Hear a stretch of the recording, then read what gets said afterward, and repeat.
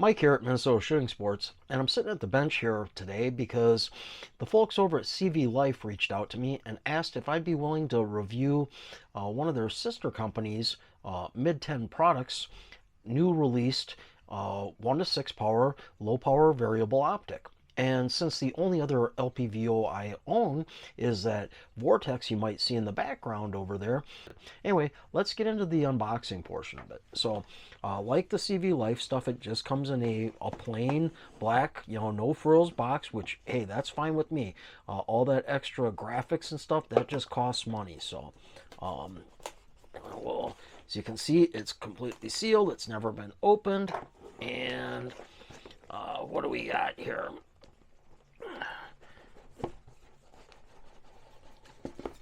Just like the Jackal Howl, I believe it was that they sent me, the 6 to 24. It's packaged basically identical. It has, the poly or foam fill in it. It's got a bag with desiccant in it, and let's go ahead and get the optic itself out, and we'll just set that off to the side for now. It comes with CR 2032 batteries for the illuminated reticle, which is nice when it comes with batteries. And then we've got the instructions. So it's a second focal plane, and it if you can't see it here, I'll just kind of talk through it. But I already know that it is a BDC, or a bullet drop reticle, with a circular pattern and a dot on it that's set up for a 223, so for the bullet drop chart. So and then it has their product information sheet. Let's go ahead and take the box out of the way here. I'm going to use the box lid to actually set the scope itself up on and pull it out. I must have forgot something. There must be something else in this box because it's supposed to have rings. So let's see. Yeah, I needed to dig a little bit deeper in here. So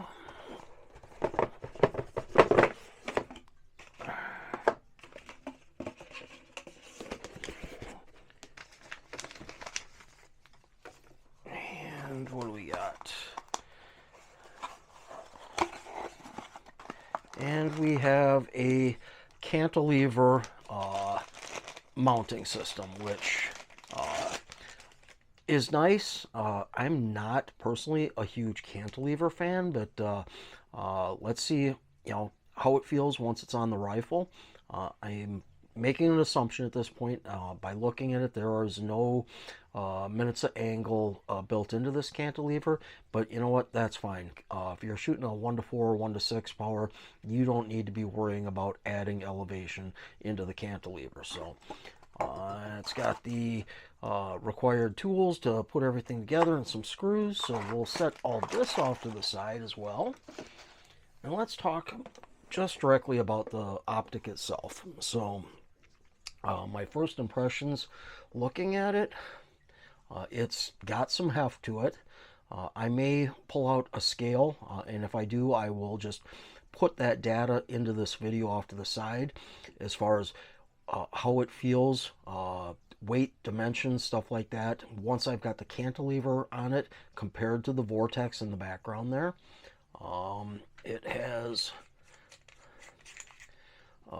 aluminum, body, aluminum turret covers. I can feel the rubber O-ring grommet that runs around it.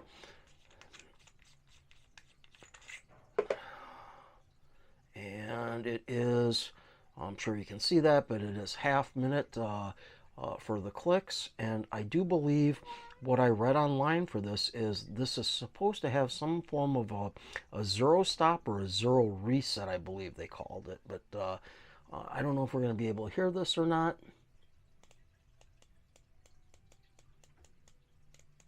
I can definitely hear it.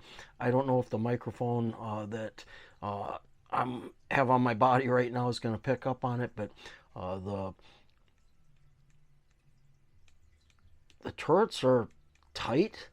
There is no slop in them. And I don't know, I'm going to bring this up close to me and hopefully you can hear it. That was the elevation. That's the windage. So, yeah.